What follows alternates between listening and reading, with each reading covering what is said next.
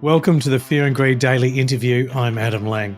We haven't spoken to many Olympic gold medalists on Fear and Greed before. In fact, this is a first for me. But after winning gold for Australia in sailing at the 2000 Olympics, Tom King has gone on to have an impressive career in finance and investing. He's the Chief Investment Officer of Nanuk Asset Management, a global company focused on sustainable investing. Of course, this is an area hugely growing in popularity, with companies and investors alike shifting their focus to environmental, social and governance factors. So I wanted to speak to Tom about where he sees the opportunities for investors and whether there's a trade-off between making money and making a difference. Remember, this is general information only, and you do need to get professional advice before making any investment decisions. Tom King, welcome to Fear and Greed. Thank you, Adam. I want to talk about some specific stocks in a moment, but broadly speaking, what qualities are you looking for in a company when you're thinking of investing? So we focus on investing in areas related to environmental sustainability and resource efficiency. And we do that because we think they are interesting areas to invest in because of the way that the global economy is evolving, and that sort of successfully investing in that part of the market over the longer run is likely to lead to good investment outcomes. But when we come to look at companies within that space, we have a much more sort of pragmatic investment approach that is not directed so much at what the companies do, but whether their stocks are likely to outperform or not. And our approach is a fundamental valuation-based approach. So in the end, we're looking generally for companies that are likely to deliver profits in the future that are higher than what the market's pricing in or expecting today. In very rough terms, sort of looking for things that are cheap, but cheap in the context of earnings that are likely to grow over time, and cheap in the context that they're not, or their value is not well understood. So when I'm looking at stocks and looking at companies, I'm looking for things that are cheap, are likely to see their earnings grow in a way that's quicker than the market and quicker than people expect, and in some way misunderstood. And generally speaking, it's pretty hard to find stocks with all of those three characteristics. So, at least two of those is generally what I'm looking for. Okay. In terms of those criteria for outperformance, sometimes it's easier to exclude things. Are there some things that you're steering clear of? Do you avoid entire sectors, or does it get more specific than that?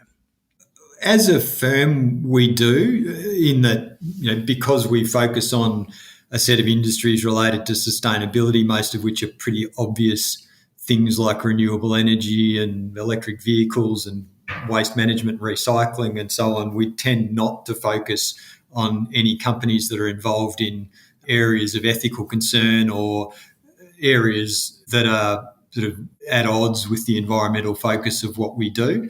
And that narrows down our focus considerably.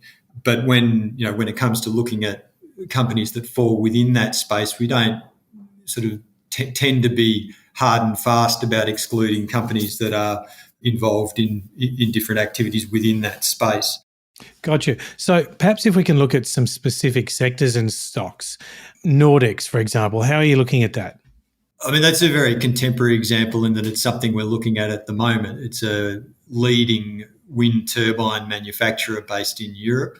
It's part of an industry that's consolidated very significantly over recent years, and an industry that's outlook has improved over the last couple of years as governments are making increasingly aggressive commitments to deploying renewable energy, particularly in Europe where Nordex is based. But it's an industry that's faced some real challenges in the short term due to inflationary pressure and supply chain disruptions, and that's very significantly affected short-term profitability and seen share prices in that industry fall away. And it's a good example of the kind of things that we focus on as a firm, where we're looking for stocks where there's some reason why earnings might improve significantly. So in that case, well below average earnings or margins at the moment, in the context of an improving outlook over the medium term because of what's going on at a macro or an industry level. And so that's a sort of good illustration of the kind of things that we're searching for day to day. Terrific. And Hyundai Mobis, what about that company? I mean, in some ways similar. So we are big believers in the ongoing and increasingly rapid shift towards electric vehicles on a global basis. It's like many of the things we look at, a trend that has been kicked off by pretty aggressive government policy support that's continuing today, and the industry has very widely recognised that that's the future. That's pretty obvious to a lot of people these days, and the believers have bid stocks like Tesla up to valuations that we don't think will lead to good long-term investment returns and outperformance from where we are today. But there are a lot of other companies involved in that industry, and if you look through the suppliers, I mean, Hyundai Mobis has stood out to us because it's the sole supplier of electric drivetrain modules into the Hyundai and Kia motor groups, which are producing some of the best sort of mid-price point and lower price point EVs in the market today, and can sell as many as they make. And it's a business that perhaps isn't well understood because its exposure isn't that transparent today, but is likely to become more so over time. So a bit under 20% of Hyundai Mobis's business is supplying electric vehicle systems to the group, but in the future will also better other OEMs like Mercedes. And that part of its business is growing at 60% or more than 60% year on year. So you don't have to go on very long before 10 or 15% of sales of a company that's growing at a very slow rate becomes 20 and 30% of a company. And at an overall level, a company that's been trading on, well sub 10 times PE starts growing in a way that will justify a higher valuation. And so we're expecting that as that business leads to top line growth, you'll see people assess the thing to be worth more than it is today. Stay with me, Tom. We'll be back in a minute.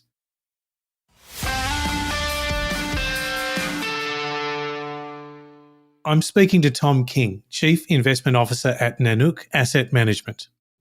And Tom, in view of that company and our change of government 6 months ago, did that change of government affect how you look at Hyundai Mobis?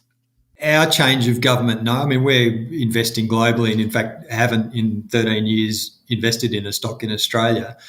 I think what's happening in Australia is indicative of what's happening all around the world. In fact, we've been laggards in many respects in terms of policy support for things like renewables and EVs, and we're only going to see more aggressive support going forward.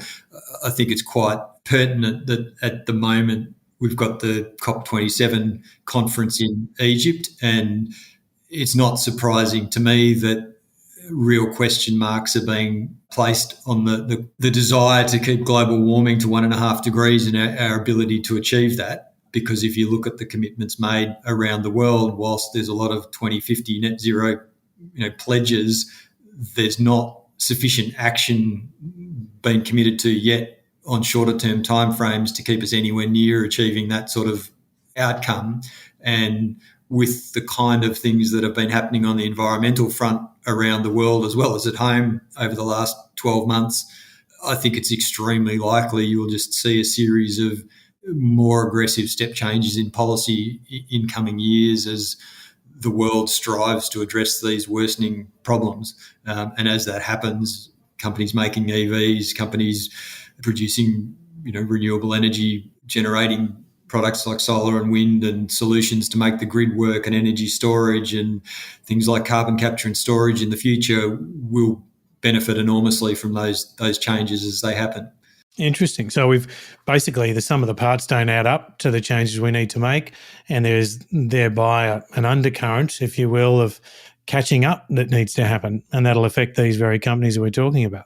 Yeah, absolutely. And look, when we started this business 12 or 13 years ago, there was a lot of skepticism about the need for this kind of change and the ability to make it happen. It's become widely accepted that we need to make these kind of changes and that government policy can help drive that, but we're still miles away from moving at the rate that we need to in order for there not to be pretty serious consequences and geopolitical consequences that flow from that in decades to come.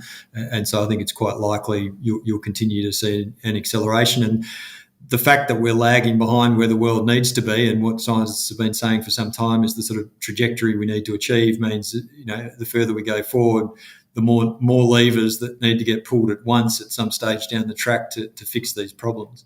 What other trends, speaking of this, what other trends do you think investors should be looking at? Carbon capture, storage, those sorts of things. Is there anything that comes to mind for you? Yeah, we've been talking about this recently in some of our longer term thinking because, as I said, we started this business some time ago, and a decade ago we were out there talking about how we thought, given what we knew, areas like renewables and electric vehicles were likely to evolve. And that thinking wasn't widely embraced at the time, but it's proven to be largely correct. And now there's a very wide acceptance of that, and mainstream in investment firms and many investors are well and truly on top of those trends.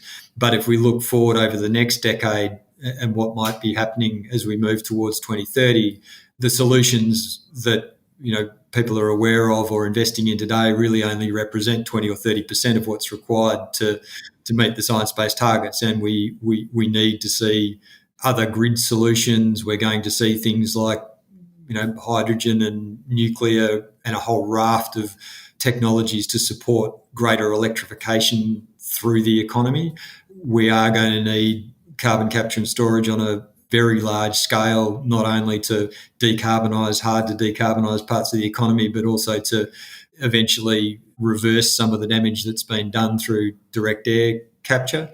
And at a broader level, in terms of resource efficiency and availability of raw materials, we need to move towards a more sustainable and circular economy, and that'll affect industries like waste management and recycling, and broadly agriculture needs to make some significant changes over time as well. And so those kind of areas are, I think, highly prospective over the next few years as governments start to act in relation to them in the way that they acted in relation to renewables a decade ago.